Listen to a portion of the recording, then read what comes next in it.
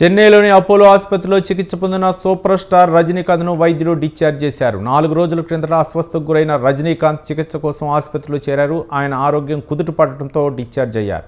Chennai Apollo ఆసుపత్రి నుంచి ఆయన నేరుగా ఇంటికి వెళ్లారు. గుండె నుంచి బయటకు వచ్చే ప్రధాన రక్తనాళాల్లో వాపు ఏర్పడటంతో వైద్యులు ఆయనకు స్టెంట్ అమర్చారు.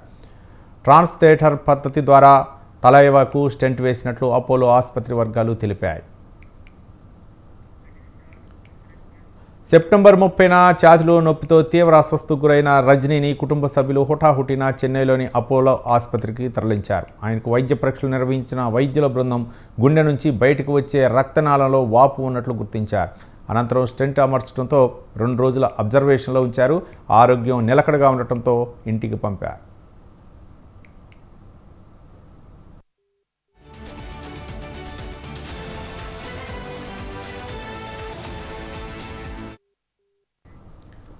తమ అభిమాన నటుడు ఆసుపత్రి నుంచి డిశ్చార్జ్ కావడంతో తలైలా అభిమానులు సంబరాలు చేసుకుంటున్నారు. వచ్చే వారమే రజనీకాంత్ నటించిన కొత్త చిత్రం వెట్టియాన్ దసరా కానుకగా విడుదల కానుంది.